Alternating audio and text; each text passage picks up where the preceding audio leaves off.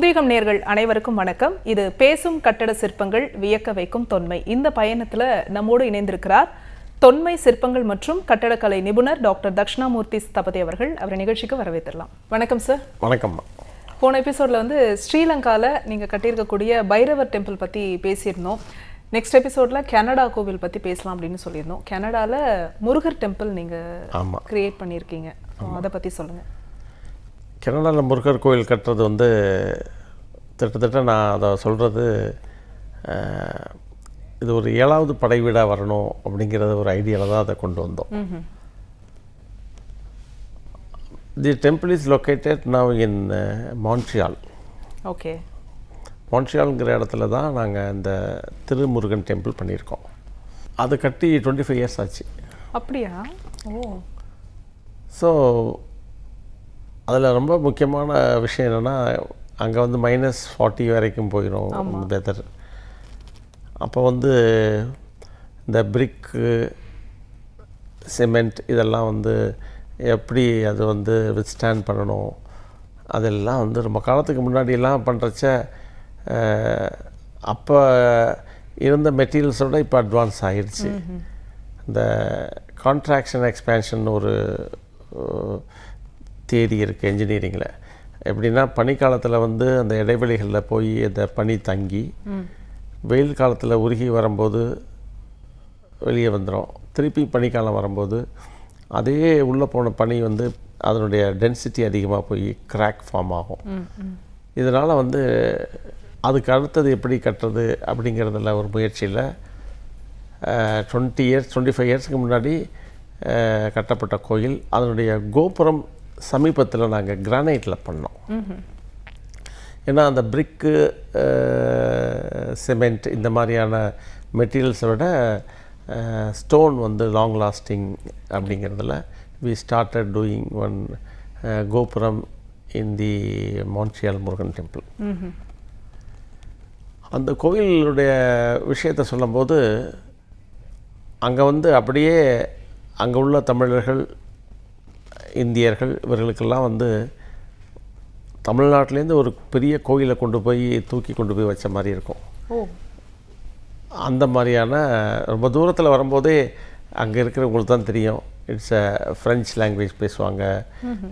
அங்கே உள்ள கல்ச்சர் எல்லாமே something different from our traditions. அந்த தூரத்துலேருந்து அந்த ஹைவேயில் வரும்போதே டுவர்ட்ஸ் தமிழ்நாடு மாதிரி தெரியும். அந்த மாதிரி அவங்களுக்கு ஒரு அப்பீலிங் டெம்பிள் நாங்கள் பண்ணுறதுக்கு கிடைச்ச வாய்ப்பாக இருந்தது. தூரத்துலேருந்து பார்க்கும்போது நம்ம ராஜகோபுரம் தெரியும்.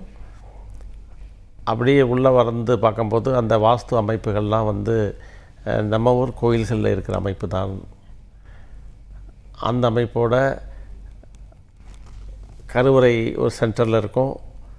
அதுக்கு பின்புறத்தில் நைருத்தியில் பிள்ளையார் இருப்பார், அந்த கிழக்கு பார்த்த கோயிலில். அப்புறம் மகாவிஷ்ணு இருப்பார், பைரவர் இருக்கிறார், நவக்கிரகம், அப்புறம் உற்சவ மண்டபங்கள். இந்த அமைப்போடு அந்த அறுபடை வீடுகளை கூட அங்கே காட்சியாக அந்த சுப்பிரமணியுடைய ஃபார்ம்ஸ்லாம் செஞ்சுருக்கிறோம். ஒருத்தங்க நம்ம மக்கள் உள்ளே போய் வணங்குறச்ச, போன வாரம் நீங்கள் கேட்குறச்ச அந்த வாஸ்து பற்றி கேட்டீங்க. ஆமாம் சார். இந்த கோயிலுடைய வாஸ்து நம்ம கண்டிப்பாக அறிய வேணும். இந்த வாஸ்துவில் இருக்கிற மிகப்பெரிய விஷயமே, இந்த வாஸ்து எதில் இருக்குது அப்படின்னு சொன்னால் நம்பரில் தான் இருக்குது மெயினாக. சரி. நம்பர், திசைகள், அந்த அமைப்பு. இதில் அந்த கருவறையினுடைய அமைப்பு எப்படி, கருவறைக்கான அளவுகள் எப்படி எடுக்கப்படுகிறது, எப்படி கையாளப்படுது, எப்படி இம்ப்ளிமெண்ட் பண்ணப்படுது அப்படின்லாம் பார்க்கும்போது, அந்த ஊர் நட்சத்திரம், ஒவ்வொரு ஊருக்கும் நம்ம நட்சத்திரம்னு சொல்லுவோம், அந்த வாஸ்து நட்சத்திரம் சொல்லுவோம், அந்த முருகனுடைய நட்சத்திரம், அப்புறம் அந்த நம்பருக்கு ஒரு நட்சத்திரம் உண்டு. இது எல்லாம் பொருத்தம் பார்க்குறதுன்னு சொல்லுவோம்மா. ஸோ இட் ஷுட் ப்ராஸ்பரஸ் நம்பராக இருக்கணும். அந்த மாதிரியான நம்பரை நம்ம தேர்ந்தெடுத்து, அதனால் அதை வழிபடுபவருக்கு எல்லாருக்குமே நன்மை பயக்கணும். அதுதான் நம்ம வரவங்களுக்கெல்லாம் கடவுள் நன்மையை செய்யணும். கேட்பது அங்கே கேட்குறதெல்லாம் கிடைக்கணும். அங்கே கேட்குறதெல்லாம் கிடைக்குதுன்னா வாஸ்து நல்லா இருந்தால் தான் கிடைக்கும். அதுதான் அங்கே உள்ள சீக்ரெட். ஸோ அந்த நம்பர் ஒர்க்ஸ், நம்பர் வைப்ரேட்ஸ், அதோடு சேர்ந்து இந்த அளவும் அதனுடைய அழகும் ஒன்றிணைந்து அந்த கோயிலில் வந்து செய்யப்பட்டது தான் அந்த திருமுருகன் கோயில்மா. அந்த முருகனுடைய கருவறை அளவு இருக்கே, முருகனுடைய கருவறை அளவு இந்த ஆயாதின்னு சொல்லுவோம் நாங்கள். ஆயாதி நட்சத்திரம் பொருத்தம்னு சொல்லுவோம், ஆயாதி நம்பர் பொருத்தம் சொல்லுவோம். அந்த கருவறை இவ்வளவு தான் இருக்கணும், அந்த கருவறைக்கு அர்த்தமட்டம் இவ்வளவு தான் இருக்கணும், அந்த கருவறை போல் எத்தனை பங்கு அந்த பிராகாரம் இருக்கணும், அதனுடைய கருவறை உயரம் எவ்வளவு இருக்குது, இதெல்லாம் வாஸ்து சாஸ்திரங்களில் சொல்லப்பட்ட மாதிரி அது முழுக்க முழுக்க based on the vastu principles தான் நாங்கள் வந்து ஃபாலோ பண்ணோம். அதனால் என்ன ஆச்சு, it became very popular and most crowded temple. அது ஒவ்வொரு பண்டிகை நாட்களும் ஒவ்வொரு நிகழ்வுகளும் பார்க்கும்போது அங்கே வந்து மக்கள் கூட்டம் அவ்வளோ வருது அந்த கோயிலுக்கு. இதில் வந்து நான் முக்கியமாக அந்த கோயிலை பற்றி சொல்லும்போது கருவறை, ஒரு அர்த்த மண்டபம் போன்ற அமைப்பு, அப்புறம் பரிவார கோயில்கள், கொடிமரம், பலிபீடம், வாகனம், இவைகளோடு கூடிய ஒரு நல்ல அமைப்பு தான் அந்த கோயில். இந்த கோயிலில் வந்து சிறப்பான விஷயம் சொல்லப்போனால் இட் இஸ் உங்கள்கிட்ட சொன்ன மாதிரி it is completely it is taking you into the taking you into Tamil Nadu மாதிரி தெரியும். அந்த கோயிலை பார்த்தா அந்த கோபுரமானாலும் அந்த கட்டடக்கலை அம்சங்களானாலும் சரி, அங்கே இருக்கிற சிற்பங்கள், அமைப்பு எல்லாமே அந்த மாதிரி பண்ணியிருக்கோம். பட் இப்போ ரொம்ப குறிப்பிட்டு சொல்ல வேண்டியது என்னென்னா, அந்த வாசலில் வந்து புதியதாக ஒரு கல் கோபுரம் அமைக்கப்பட்டிருக்கு. கல்லால் கோபுரம் ஜஸ்ட் கம்ப்ளீட்டட் வச்சுங்க. அந்த கோபுரத்தில் வந்து நம்ம வந்து கவனிக்க வேண்டிய அமைப்பு என்னென்னா, தெர் வாஸ் எ டவர் கோபுரம் இன் ஸ்டக்கோ, இந்த பிரிக் அண்ட் மார்ட்டரில் கட்டினது. அதை நாங்கள் ரிமூவ் பண்ணிவிட்டு இப்போ கல்லில் கட்டுறோம். அந்த கல்லில் வந்து அந்த கோபுரத்தினுடைய ஸ்ட்ரக்சர், பழைய ஸ்ட்ரக்சரே திருப்பி ஸ்டோனில் கொடுக்குறோம். அதில் வந்து we engaged Canadian engineers, Canadian contractors, அவங்க தான் அது பண்ணது. நாங்கள் வந்து we provided all the drawings, consultations எல்லாம் நாங்கள் கொடுத்து, then we prepared everything in India. அந்த ஸ்டோன் எல்லாம் சைஸுக்கு கோபுரத்துக்கு எப்படி வேணுமோ அந்த அளவு தவறாமல் அதை வந்து இங்கே கார்வ் பண்ணோம். இங்கே கார்வ் பண்ணி ஷிப் பண்ணி அதை எடுத்து அவங்க கட்டுறாங்க இல்லையா, அங்கே தான் சேலஞ்சிங்காக இருக்குது. ஏன்னா இது வரைக்கும் நம்ம கோபுரங்கள்லாம் நம்மளே we ourselves carve in stone and we only build, ஒன்று மேலே ஒன்று வச்சு செஞ்சிடும். Because we know the method, we have the drawings, we have experienced. அப்போ அந்த கோபுரத்தை நம்மளால் கட்ட முடியும். பட் வேறஸ் அங்கே அந்த நாட்டில் வந்து இந்த கோபுரங்கள் கட்டி அனுபவம் இல்லாதவர்கள், அந்த என்ஜினியர்ஸ், அந்த கிராஃப்ட்ஸ்மேன், அவங்கள யூஸ் பண்ணி நாங்கள் வந்து we have successfully finished it. Super. அதுதான் இங்கே கவனிக்க வேண்டியது. அப்போனா பாருங்கள், ஸோ இது எல்லாம் எங்களுக்கு நாங்கள் செய்கிற ஒவ்வொரு ப்ராஜெக்ட்டுமே ஒரு it's learning lot of things தான். ஓகே. ஒவ்வொரு ப்ராஜெக்டில் வி லேர்ன். ஸோ நம்ம வந்து how to educate the construction methodology to the ஃபாரினர்ஸுங்கிறது தான் நாங்கள் சொல்ல வேண்டியது.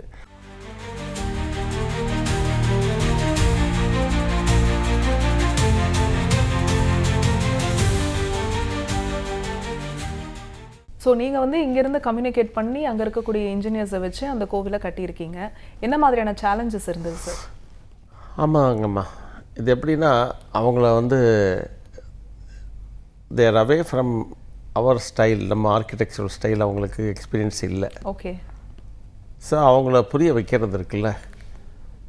ஏன்னா அவர் ஸ்ட்ரக்சர் இஸ் நாட் ஒரு பிளைனான ஸ்ட்ரக்சர் கிடையாது. It has a lot of intricacies. Okay. அது ரெசெஷன் இருக்குது, ஆஃப்செட் இருக்குது, டெக்கரேட்டிவ் எலிமெண்ட்ஸ் இருக்குது. Every piece of stone is more intricate. அங்கே தான் மேட்டர். சாதாரணமாக ஒரு பிளைன் பில்லரில் வந்து லேயர் பை லேயர் நாங்கள் ஸ்டோன்ஸ் அவங்களுக்கு அனுப்பிட்டோம்னா எனிபடி கேன் பில்டு.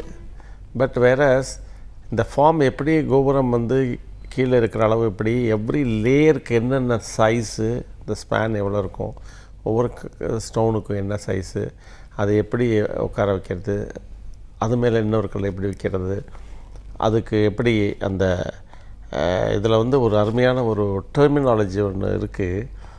ஒரு கல்லுக்கும் இன்னொரு கல்லுக்கும் இடைப்பட்ட இடைவெளி அந்த, அதாவது ஒரு கல்லோடு கல் இணைந்திருக்கும் இல்லையா, அதற்கு வந்து நாங்கள் நல்ல பேர் ஒன்று சொல்லுவோம் தமிழில், அதுக்கு பேர் இசை.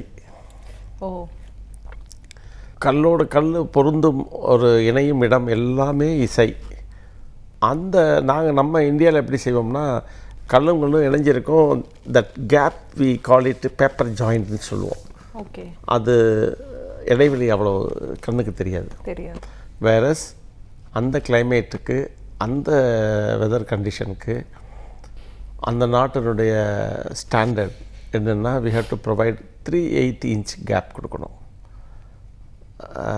காலை அரைக்கால்னு சொல்லுவோம், அவ்வளோ இடைவெளி இருக்கணும். ஏன்னா தட் இன்ஃபில்ட்ரேஷன், இந்த சொன்னலையா அந்த கான்ட்ராக்ஷன் எக்ஸ்பேன்ஷன் ப்ராப்ளம்லாம் வரக்கூடாதுங்கிறதுக்கு. ஸோ அதுக்கு நிறைய அவங்க ரூல் அது. Horizontally we should provide gap between 2 stones. சரி. அண்டு வெர்டிக்கலி கூட கொடுக்கணும். ஆமாம். ஸோ இப்படி அப்படி தான் நாங்கள் பாருங்கள், அப்படின்னா எவ்வளோ பெரிய கேல்குலேஷன்னு. ஒரு லேயர் சொல்கிறோம்னா, கோபுரம் கண்டெய்ன்ஸ் மெனி லேயர்ஸ். ஆமாம். Every layer must be prepared with a complete drawing mentioning all the dimensions, offsets, everything must be before carving the stone. We have to prepare the drawing, multiple layers, multiple drawings.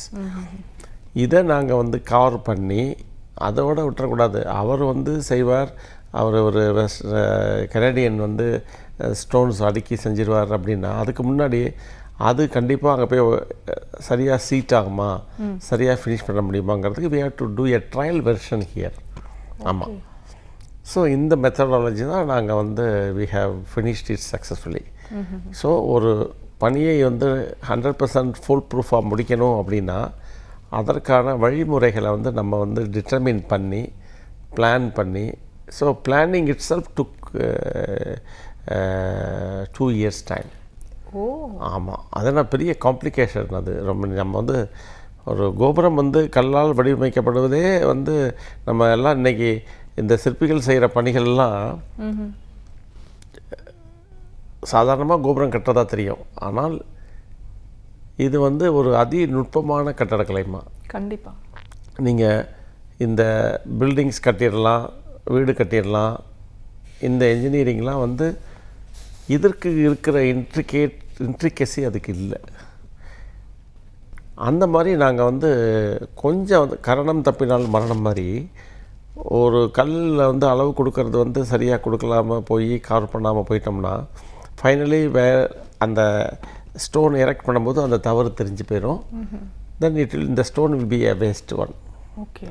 So அதெல்லாம் தவிர்க்கிறதுக்கு நாங்கள் வந்து layer by layer நாங்கள் பண்ணி, அவங்களுக்கு இதை கிளியராக photography எல்லாம் அனுப்பி, வீடியோ எடுத்து எப்படி கல்லாம் வைக்கிறோம்லாம் சொல்லி, அதற்கு முன்னரே 3D ட்ராயிங்ஸ் எல்லாம் போட்டு, இப்படித்தான் வந்து நாங்கள் வந்து கற்கள் எல்லாம் செதுக்கப்பட்டு இதை அவங்க வந்து ஒன்று மேலே ஒன்று அடுக்கி பண்ணினாங்கம்மா. ஸோ இந்த மெத்தடில் வந்து எங்களுக்கு வந்து ஆல்ரெடி இது செஞ்சதுனால they took some 6 months time to erect the tower. But அதுக்கு வந்து we have to talk with them frequently, we have to visit there. எப்பெல்லாம் போகணுமோ அப்போல்லாம் போக வேண்டியிருக்கும், பார்த்து then we have completed. So இந்த கோபுர வடிவமைப்பு அயல் நாடுகளில், அதுவும் ஃபாரினர்ஸ் வந்து நம்ம கொடுக்குற அளவு முறைகளை, நம்ம கொடுக்குற வரைபடங்களை அவங்க அதை உள்வாங்கி அது கட்டுறதுங்கிறது this is the first time இந்த ஹிஸ்ட்ரி. அப்போ ஏன்னா நம்ம சொல்கிறோம் இங்கே இதுதான் வந்து ரொம்ப முக்கியமான இந்த நிகழ்வில் சொல்ல வேண்டியது. நம்ம வந்து நம்ம கலைகளை வந்து உயர்த்தி பேசுகிறோம், உயர்த்தி பிடிக்கிறோம். நம்ம பாரத நாட்டுடைய பண்பாட்டிற்கும் கலாச்சாரத்திற்கும் காரணமாக இருக்கிற அந்த கட்டட சிற்பக்கலைகளை பற்றி எல்லாருமே பேசுகிறோம். பட் இதை வந்து அது செய்கிறச்சே கிடைக்கிற ஒரு எக்ஸ்பீரியன்ஸ் இருக்கே அது வந்து நாங்களாம் நினச்சி பெருமைப்படுவோம். What we experienced in building temple சொல்லும்போது it is also a rare thing. We have got the opportunity to build temple சொல்லுவோம். பட் வாட் ரியலி அந்த கோயிலை வந்து அந்த கோபுரத்தை கட்டுற அந்த ஃபாரினர் என்ன நினைக்கிறார் அப்படிங்கிறத நான் வந்து ஒரு சின்ன இன்டர்வியூ நானே எடுத்தேன். உங்களுக்கு எப்படி இருந்துச்சு, என்ன நினைக்கிறீங்க, எப்படி ஃபீல் பண்ணுறீங்க, நாங்கள் தான் எங்கள் கோயிலை வந்து ஆகா ஓஹோன்னு பேசிகிட்ருக்கோம், but actually what you felt அப்படிங்கிறத நான் இன்டர்வியூ பண்ணி அவங்கள்ட்ட கேட்டேன். அதை நீங்கள்லாம் கேட்டிங்கன்னா புல்லரிக்கும். என்ன சொன்னார்? ஆமாம், நம்ம என்னெல்லாம் சொல்கிறோமோ இது ஒரு மியூசிக், இது ஒரு நம்மால் வந்து இதனுடைய ஆமாம் உயிரை கொடுக்கறது, இதை எப்படி கான்சன்ட்ரேட் பண்ணுறது, எவ்வளோ இன்ட்ரிகேட் ஒர்க்மேன்ஷிப், எப்படி இதை வந்து ஒரு இது ஹையஸ்ட், அதாவது நாங்கள் Indian architecture is ultimate architecture, அதாவது ஜெனித் என்ன சொல்லுவோம்ல, இந்த கணக்கியல் உச்சின்னு சொல்லுவோம், zenith of architecture, okay, pinnacle of architecture அப்படிங்கிறதான் நம்ம சொல்கிறோமே. அதை வந்து அவன் வாயில் சொல்லும் போது தான் எனக்கு உண்மையிலே எனக்கு தேன் வந்து பாதிச்சுன்னு சொல்லுவோம் காதில். அந்த அளவுக்கு நான் உணர்ந்தேங்க. நான் ஐ forget every thing while doing this one. I fully concentrated my whole time in to the building construction. இதை ஒன்று மேலே கொடுக்குறது ஆவல் இருந்துச்சு, அடுத்து எப்படி வரும்னு தெரியாமல் அதை நம்ம எப்படி செய்கிறோங்கிற இதே சிந்தனை. இந்த மாதிரியான ஒரு கோயில் கட்டடம் கட்டப்படுமாயானால் யார் கட்டினாலும் சரி, அவர்கள் வந்து லௌகிக வாழ்க்கையை மறந்துட்டு இந்த இதில் அர்ப்பணிப்பு, இதில் ஒரு பேஷன், டெடிகேஷன் வச்சு பண்ணினா தான் வந்து இதில் முடியுங்கிறத ஹீ டோல்டு. ஓ, அதுதான் எங்களுக்கு வந்து ரொம்ப ஆச்சரியப்பட்டோம். நாங்கள் இதை பாருங்கள், நாங்கள் சார் நான் பக்கத்தில் உள்ள சொன்னேன் பார்த்தீங்களா, what he experienced the thing, what he experienced அதை தான் நாங்கள் வந்து எக்ஸ்பீரியன்ஸ் பண்ணிகிட்டே இருக்கோம். இதுதான் வாழ்க்கை பூரா, இதுதான் எங்கள் எக்ஸ்பீரியன்ஸு. இதை நாங்கள் சொல்லிக்கிட்டே இருப்போம். வெளியில் ஒரு அந்த நாட்டு கட்டட கலைஞரும் பொறியாளரும் இதை சொல்லும்போது உண்மையிலேயே வந்து இப்போ தான் வந்து எல்லோருக்கும் புரியும், இவ்வளவு நுட்பமாக இருக்குது, இவ்வளவு உயர்வாக இருக்குது. இது வந்து இட்ஸ் என்னென்னமோ சொல்கிறான், அதை வந்து வார்த்தைகளால் விவரிக்க முடியாது. அந்தளவுக்கு he was very comfortable in completing the temple அப்படிங்கிறது சொன்னார். So this is the thing we need to understand how our ancient architecture is great அப்படிங்கிறதுக்கு இந்த ஒரு விஷயமே போதும். அப்படி தான் இந்த கோபுரம் வந்து முழுக்க முழுக்க கற்களால் கட்டப்பட்டு இது கும்பாபிஷேகத்தை இப்போ எதிர்பார்த்துட்ருக்குமா. இப்போது நம்ம தமிழ்நாடு இல்லாமல் இப்போ அதர் கண்ட்ரி பற்றி பேசணும். அதர் ஸ்டேட்டில் நீங்கள் கட்டியிருக்கக்கூடிய கோவில் பற்றி பேசலாம். ஆமாம்மா, இதில் அதர் ஸ்டேட்னா கர்நாடகாவில் ஒரு ப்ராஜெக்ட் பண்ணினோம். ஓகே, அது வந்து it's long echo. Oh, so when I was at the age of 28 நினைக்கிறேன், அப்போ பண்ணினேம்மா. அப்போ எனக்கு வந்து நிறைய கோயில்கள்லாம் டூர் போனது, கற்றுட்டது, கல்லூரியில் படித்ததுக்கெல்லாம் வந்து ஒரு வாய்ப்பு கிடைக்குமா ஒரு ப்ராஜெக்ட் பண்ணுறதுக்கு அப்படிங்கிறதெல்லாம் நான் வந்து வெயிட் பண்ணிகிட்டு இருந்த டைம். அப்போ வந்து ஒரு மேஜர் ப்ராஜெக்ட் கிடைச்சது. சூப்பர். அதை வந்து அந்த பீரியடில் முன்னாள் பிரதமர் ராஜீவ் காந்தி தான் அதை தலைமையேற்று அந்த கும்பாபிஷேக நிகழ்ச்சியை வந்து கலந்துட்டார். அப்புறம் நிறைய பல மாநில முதல்வர்கள்லாம் வந்திருக்கிறாங்க அந்த கோயிலை பார்க்குறதுக்கு. அது கர்நாடகாவில் மேங்களூர் அப்படிங்கிற இடத்துல கோகர்நாதேஸ்வரா டெம்பிள், அது நாங்கள் பண்ணலாமா. அது பார்க்குறச்ச நம்மால் முடியுமான்னு தான் நான் இப்போ யோசித்தேன். பட் அப்போ முடிஞ்சது அந்த ஏஜில். திட்டத்தட்ட 60 அடி உயரமான ஒரு கோபுரம். அந்த கோயில் பற்றி சொல்லும்போது நாராயண குரு சுவாமின்னு நீங்கள் கேள்விப்பட்டிருப்பீங்க கேரளாவில். ஆமாம், அவரால் பிரதிஷ்டை செய்யப்பட்ட அந்த கோயில்மா.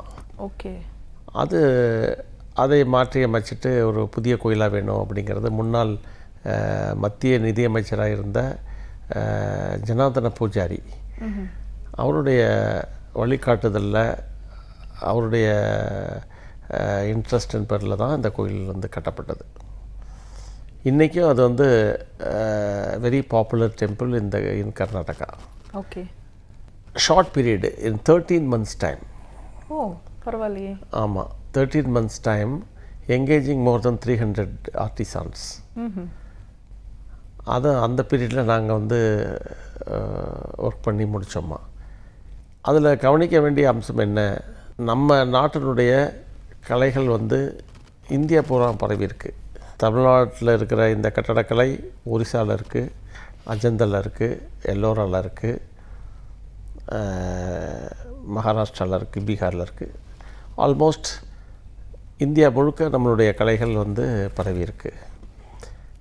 கர்நாடகாவில், அதுவும் தக்ஷிண கர்நாடகாவில் அங்கேயும் வந்து இந்த திராவிட கட்டடக்கலை இருக்குது.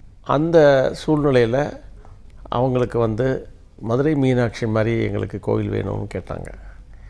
ஸோ மதுரை மீனாட்சி மாதிரியான அமைப்பு, கோபுரம், அந்த பரிவார ஆலயங்கள், அமைப்போட சுற்றுச்சுவர் எல்லாமே பார்க்குறச்ச அவங்களுக்கு வந்து it is looking like a jewel in Mangalore மாதிரி இருக்கும். கோகர்ணநாதேஸ்வர் தான் வந்து மூலவர். அந்த கருவறை வந்து கேரளா ஆர்கிடெக்சரில் இருக்கிற ஒரு ஸ்ட்ரக்சர். அதை நாங்கள் ஜஸ்ட்டு ரெஸ்டோர் மட்டும் பண்ணிட்டோம். அதை சுற்றி இருக்கிற அந்த அமைப்பு கிட்டத்தட்ட உங்களுக்கு அதுவும் இப்படி தான் தூரத்துலேருந்து பார்க்குறச்ச மிகப்பெரிய எலிஃபெண்ட், லைஃப் சைஸ் எலிஃபெண்ட், அப்படியே ஒரு ஜிசாண்டிக் காம்பவுண்ட் வால், நம்மளை வந்து உள்ள ரைட்டில் பார்த்திங்கன்னா ஹனுமார் டெம்பிள், அப்புறம் சாய்பாபா டெம்பிள், அப்புறம் மகாநந்தின்னு சொல்லக்கூடிய மிகப்பெரிய நந்தி, இப்படியே பக்கத்தில் வந்து மிகப்பெரிய அவர் இந்த கல்யாண மண்டபம் கூட நம்ம இந்தியன் ஆர்கிடெக்சரில் இருக்கணும் அப்படின்னு பிரியப்பட்டதுனால அது மாதிரியே வடிவமைச்சு கொடுத்து இந்த கோயில் வந்து most attractive temple and most powerful temple in Karnataka. அதுவும் மேங்களூரில் வந்திருக்கிறது பார்த்திங்கன்னா இப்போ டூரிஸ்ட் பார்த்திங்கன்னா அதிகமான டூரிஸ்ட் வர்றாங்க. அதில் கவனிக்க வேண்டிய முக்கியமான அம்சம் என்னென்னா, இந்த தசராங்கிற ஒரு ஃபங்க்ஷன் இருக்குது. சிவராத்திரியும் தசராவும் பார்க்கணும். திட்டத்தட்ட மைசூர் தசரா கேள்விப்பட்டிருப்பீங்க. அந்த அளவுக்கு சிறப்பாக நிறைய க்ரௌட், அந்த lakhs of people will gather for the Dasara அப்படிங்கிற அமைப்போடு தான் இந்த கோயில் கட்டியிருக்கிறோம். நீங்கள் அங்கே போய் பார்த்துட்டிங்கன்னா அதுவும் உங்களுக்கு வந்து எப்படி தெரியும்னா, மீனாட்சி கோயில் போன மாதிரி இருக்கும், இல்லை பெரிய கோயில்களுக்கு போன மாதிரியான ஒரு அமைப்பாக தெரியும். பெரிய கோவில். ஆமாம், இதில் சிற்பங்கள், கட்டட அமைப்பு எல்லாமே வந்து இதில் நாங்கள் அந்த ட்ரெடிஷனை ஃபாலோ பண்ணுறதில் காம்ப்ரமைஸ் பண்ணவே இல்லை. ஆகமங்களில் சொல்லப்பட்ட விஷயங்களும் சிற்பசாஸ்திரங்களில் சொல்லப்பட்ட விஷயங்களும் இந்த பழமையான கோயில்கள் காணக்கூடிய அத்தனை இந்த கட்டட கூறுகளையுமே நாங்கள் இந்த வாஸ்து சாஸ்திரத்தினுடைய லட்சணப்படி அமைக்கப்பட்ட கோயில் தான் அந்த கோகர்ணநாதேஸ்வரர் கோயில்மா. இதை வந்து பெரிய ஏரியா. அது நீங்கள் வந்து பார்த்தீங்கன்னா ஒரு மாடி பக்கத்தில் பில்டிங்லாம் போய் பார்த்தீங்கன்னா உங்களுக்கு வந்து கிட்டத்தட்ட இவ்வளோ பிரம்மாண்டமான ஒரு கோயில் அமைக்கப்பட்டிருக்கிறது இந்த நூற்றாண்டில். அதில் என்ன கவனிக்கலாம் அப்படின்னு சொன்னால், எப்படி அப்படியே வந்து ரிவைவ் பண்ண முடிஞ்சிச்சு ஆர்கிடெக்சரை, எப்படி இந்த நூற்றாண்டுலேயும் நம்மால் வந்து பழமையை பாதுகாக்க முடிகிறது அப்படிங்கிறதையும், அங்கே தெய்வ சாநித்தியம் நிறைஞ்சிருக்கிறது விஷயத்தையும் பார்க்குறச்ச அது வந்து எங்களுக்கு அதுதான்மா வேணும். எங்களுக்கு வேண்டியது என்ன, அந்த டிவோட்டி மஸ்ட் ஃபீல் ஹாப்பி. யார் வந்தாலும் அங்கே கோவிலுக்கு வர்றவங்களுக்கு எல்லாருமே அந்த இறைவனுடைய அனுகிரகம் கிடைக்கணும். மக்கள் நம்ம அதில் சொல்ல வேண்டிய அம்சம் பார்த்திங்கன்னா, இப்போ எல்லாருமே மொபைல் வச்சுருக்குறாங்க பாருங்கள். இப்போ நான் தான் அதை வந்து ப்ராஜெக்ட் பண்ணேன் அப்படிங்கிறது நிறைய பேருக்கு வந்து சொல்ல மாட்டோம். ஏன்னா க்ரௌடெலாம் இருப்பாங்க பாருங்கள். நான் ஒரு க்ரௌடான நேரத்தில் போய் பார்த்தேன், எல்லாருமே ஃபோட்டோ எடுத்துகிட்டு இருந்தாங்க. தட் மீன்ஸ் இது வந்து எல்லாரையும் இதை வந்து அட்ராக்ட் பண்ணுது. ஸோ நான் என்னுடைய ஒரு போஸ்டிங்கில் கூட போட்டிருந்தேன், எல்லோரும் ஃபோட்டோ எடுத்துகிட்டு இருக்கிறாங்க. பார்க்குறச்ச that is the success of our construction, that is the success of the expectations of the அந்த டோனர்ஸ் ஆகட்டும், இந்த டிவோட்டிஸ் ஆகட்டும், எல்லாருக்கும் எல்லோருக்கும் விரும்பும் மாதிரியான அமைப்பாக வரணும் அப்படிங்கிற விருப்பம் தான் நிறைவேறி இருக்கிறதா நான் அதெல்லாம் பார்க்குறச்சு தெரியுதுமா. சூப்பர்.